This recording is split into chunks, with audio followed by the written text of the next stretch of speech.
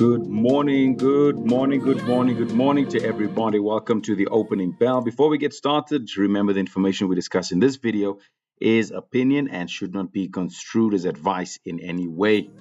A warm welcome to everybody that's joining us with the opening bell. It's exactly 9 a.m. and we're getting started with a very, very important week. We saw last week there was talks of what seemed to be negotiations. As an update, last week was a hope for peace, and now the trust is broken. Escalation is back on.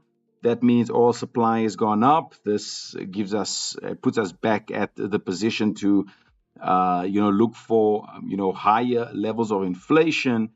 If the rates stay high, obviously the dollar increases, but risk assets will obviously become a little bit more riskier. And so let's then kick it off here this morning with the gold price, guys. Dropped, due to the conflict.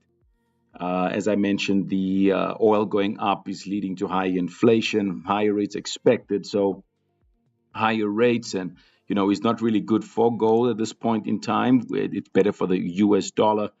Impact really is a lot of the market really cares more about the interest rates than the fear right now. Metals are under pressure despite the war headlines, and that's both for gold and for silver.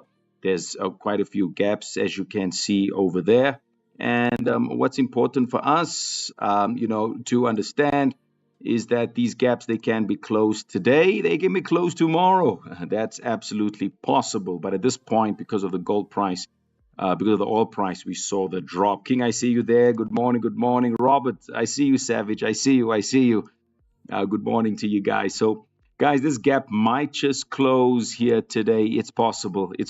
We've already had a high this morning. We had a low this morning in the Asian session.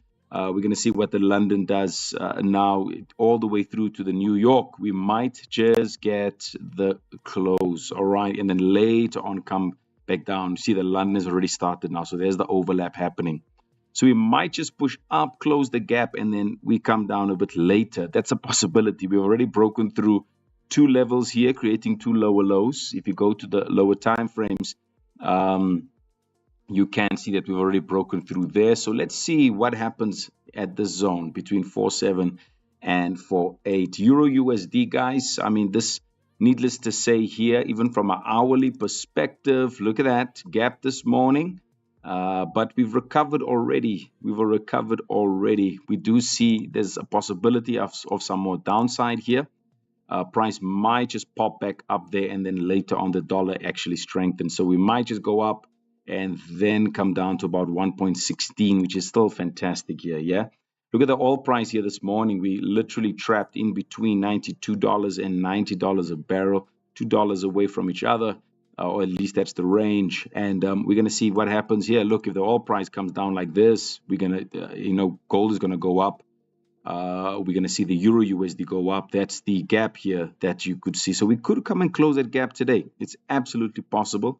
Why is it possible today? Because they're trying to get the agreements and so forth running, guys. They're trying to get that sorted out, man. A change like that is way too volatile. I think it's really coming to an end now. There's really not much need for them to really fight anymore, in a sense.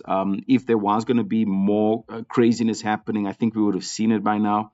But the tensions, is there. We cannot, ignore it as well. So the U.S. is enforcing a blockade on the Iranian trade, and Iran obviously sees this as a violation of trust.